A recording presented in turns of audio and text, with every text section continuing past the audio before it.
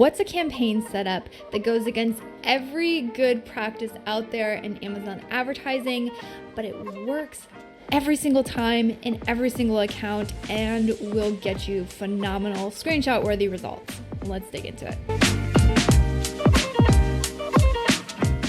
Hey everyone, welcome back to Winning Wednesdays. This is where we go through and we break down the strategies behind the screenshots. So I'm sure you've been scrolling through social media multiple times and seen everyone said, hey, look at these results I'm getting. What we want to do is we want to show you what we're doing and how you can get those results and replicate them in your account. Cool. So today we are going to be going over a classic. It is one you've probably seen in a whole lot of screenshots and raved about on all the social media channels, and that's something that we at Jungler call a catch-all. Basically, it is your entire product line dumped into an automatic campaign. But what I want to go through today is show you some of the results you can get, show you how you can set it up for your account, and then I also really want to break down a common pitfall when it comes to this types of campaign, because the results are going to be phenomenal. You're going to want to try and scale those results, and that oftentimes can lead to some really bad things happening in the long run. So I want to show you how you can manage this so you don't end up having things spin out of control. So here we are inside of this beautiful screenshot worthy lifetime view of this catch-all auto. This is in one of our actual accounts, and this is of course lifetime view, so you can see like 14% ACOS. Our ACOS target for this particular account is 25%. So you can say we're running well below our target ACOS here. Another screenshot worthy last 30-day view. Great, even better ACOS now. But let's break down the behind the scenes footage of the actual how we set this up. And then again, I'm going to go over some common pitfalls that can happen when managing this type of account. Right, so how we actually set this up, I'm going to go into the actual campaign setup here. So say we call it catch-all autos. We typically have one of these running per account.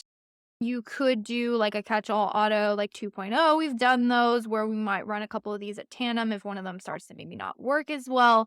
But overall, it's basically you take in all of your product lines, you're going to set up an auto. And then when it comes to adding your products, and I'm not actually going to go to inside the ad group in the product because you're going to see all of the client products, which is not something I'm about sharing client data, but you'll want to just take your entire product line and dump it into this campaign. You can set a more limited budget. This one has been working phenomenally, and so we're just continuously scaling up the budget because, again, if it's working, if it's driving results, if it's driving sales at phenomenal ACOS, we're super profitable on this. Makes sense for us to allocate more ad budget to it. Now, this is not, I repeat, not going to be a ranking campaign. Maybe you'll get some residual ranking juice off of this. That's not the strategy here. The strategy here is very highly profitable sales. That's all we're going for here. You are not really going to get good, clean data off of this. So again, I said this goes off every conventional practice out there. It's not a good idea to group entire product lines inside of any campaign whatsoever. The reason is when you go through to pull that data is not going to be clean. It's going to be a mess. So maybe you could get some additional search terms to retarget in your ads from these campaigns, but the amount of effort and time spent to pull out and piece out and really understand that data is going to be very time consuming. So our goal is not even really to data scrape here because again, the data is not super clean. It is to get highly profitable ad sales. That's it. End of story. So if you think you're going to get like a whole bunch of extra residual benefits, no. So for that reason, I think it's a good idea to start these. A lot of times we'll start these at $50 or $100 a day budgets just to make sure that things are hunky-dory and that the performance is actually what we want. Sometimes you need to go through and make some minor tweaks to this.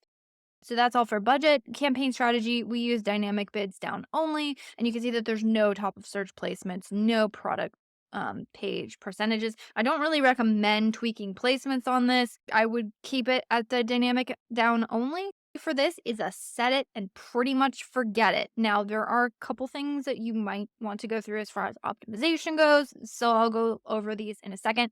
But this is the most important piece to setting up this ad type is to keep the bids very low, okay?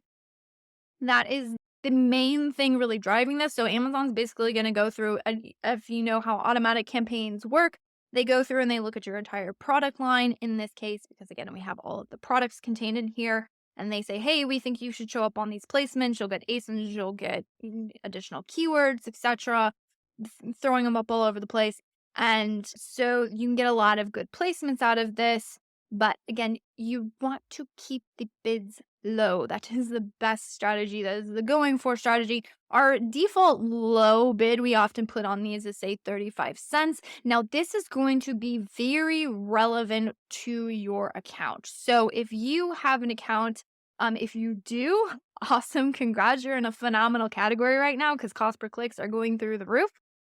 But if you are in a category that say like your average cost per click in your account, and how I would look at that if you have ads running, I would just go into your account. I would look at maybe say last 30 days and hey, what's my average cost per click? That'll give you an idea of the average cost per click across your entire account. And I would base my low bids off of this. So low needs to be relevant to your account. Again, 35 cents is a good rule of thumb, but if you have an average cost per click that is close to 35 cents, or maybe your average cost per click is 35 cents, then a 35-cent bid is not going to be low relative to your account. In this case, low bids work. You can also maybe go off of the recommended bids and maybe do it at the low end. But again, if you have like your normal average account, you're getting close to $1 cost per clicks, 35 cents, throw it in there, good. Maybe even go down to 25 cents. Now, we have optimized some of these bids. So there will be some times where you'll throw it up there with that type of bid, and the performance just won't be, again, the screenshot worthy ACoS it is that you're looking for. And in those cases, it makes sense to optimize down. So that is how you are going to set this up. Just put all of the targeting in here. For the most part, we find that we don't really even have to go through and add negative keywords too much because our bids are so low that it just makes sense. And we don't really optimize the products that are contained within the campaign. We just manage things at a bid level. Now, I do want to leave you with one last pro tip. And remember, I said that you're going to want to do something and it's going to shoot you in the foot in the long run. And that's not something I want you to do. And that is increase these bids. Don't do it. You're going to be super tempted. There are times where we have launched these campaigns and I'm talking like 5% ACoS. We've had times where it's sub 5% ACoS, depending on, again, the products and the product groups and how things convert. Like you can see some really phenomenal results with this campaign setup. And what the temptation is going to be is you're going to go in there and you're going to say, oh my goodness, maybe I'm only at 35 cents. What if I just bumped it up to 40, 45? Just a little bit. Let's get some more. And that is a very tricky road to go down. Trust me, I have seen accounts where that's happened. Someone's just going through routine bid adjustments, and a good routine bid adjustment is, okay, this thing's performing well. Let me put a little bit higher bid on it. So you want to put some sort of fail safe in either your optimization software or a note to your team. Or for us, again, we have a way that we can put like bid caps on specific campaigns, targets, etc., that we want to make sure that we are tightly managing. And so that's what we do in this case. And so we go through and we say, hey, I don't ever want to scale bids past this. Now, as I showed, it's not a bad idea if you are getting poor performance to go and optimize down.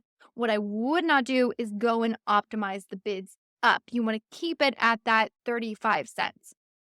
Depending on your product line, how many products you have in here, it is possible that you won't really get many to any impressions on this, and that is fine. Again, you don't want to aggressively scale the bids because that's going to completely change the strategy that you're using here. That's not what we're looking to do. We're looking to keep the strategy lean, low bids, and honestly, the bigger your account, the more products you have, the larger your product line, honestly, most times the better this type of campaign works. If you only have a single product, it may or may not work. Treat it as a low bid auto, but as you gain more products and as you launch more products, you can start adding those products into your kind of catch-all auto campaign, and you should see really good performance out of that. So again, hopefully that was really helpful. If you have any questions on this, feel free to leave them down below, but hopefully now you have an idea of how you could get a screenshot worthy catch-all auto running in your account today.